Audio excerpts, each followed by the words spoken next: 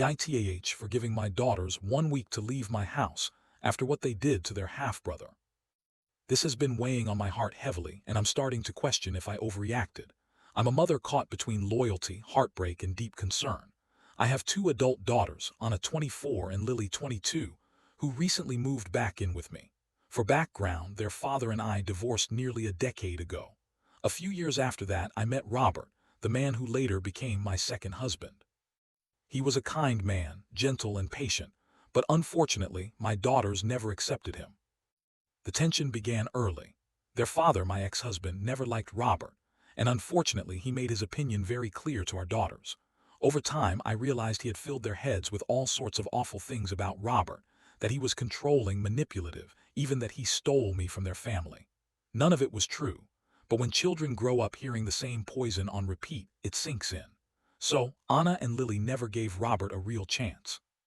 They chose to live with their father after the divorce, which I respected, but it also meant that they never got to know Robert beyond the version their father painted. Fast forward a few years. Robert and I had a son together, Tom. He's 7 now, the light of my life. He's sweet, smart, and so curious about everything. Robert adored him. Even while Robert battled a long and brutal illness, cancer, he made sure Tom never saw him in too much pain. He was brave until the end. He passed away 6 months ago, and the grief has been immense for both me and Tom. It's been just the 2 of us in the house that Robert left us, the house we built our family in. A few months ago, Anna and Lily approached me asking if they could move back in temporarily. They had both graduated from college and were having a hard time finding jobs. They had been living in an apartment their father paid for during school, but that support stopped abruptly after he remarried a woman who doesn't get along with them at all.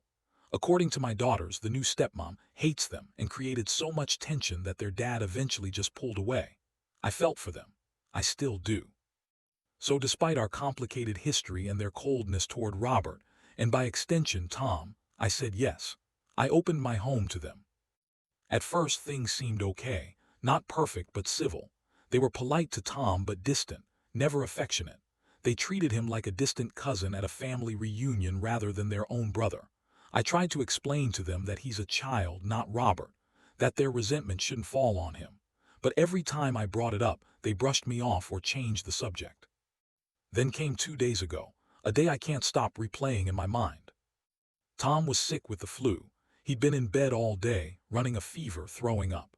I was home taking care of him, but I got an urgent call from my job that required me to step away for just a couple of hours.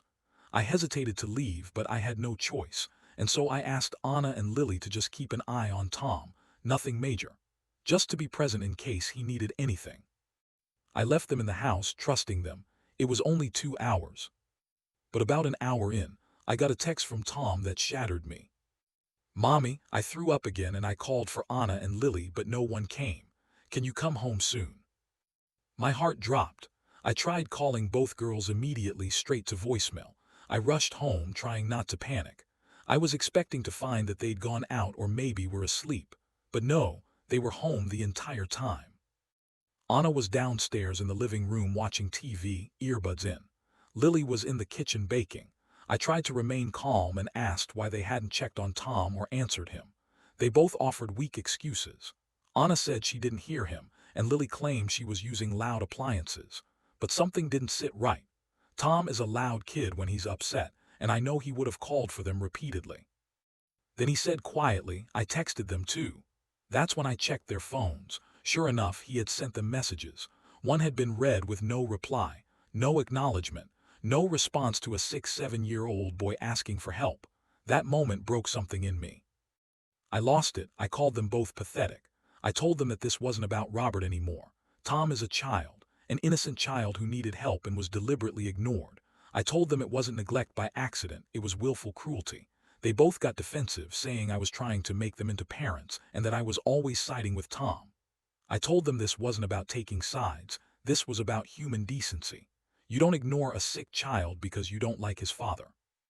After some very heated words, I told them they had 1 week to move out, that I couldn't trust them in the same house as Tom if this is how they treated him.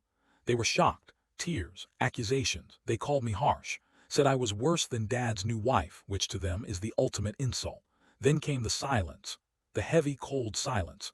They haven't spoken to me since. They move around the house like ghosts, avoiding both Tom and me, making me feel like the villain. And maybe I am. Maybe I went too far. Maybe I should have sat them down and talked more calmly. Maybe I should have offered them a second chance. But every time I picture my son sick, alone and crying for help while they sat a few feet away ignoring him, my stomach turns.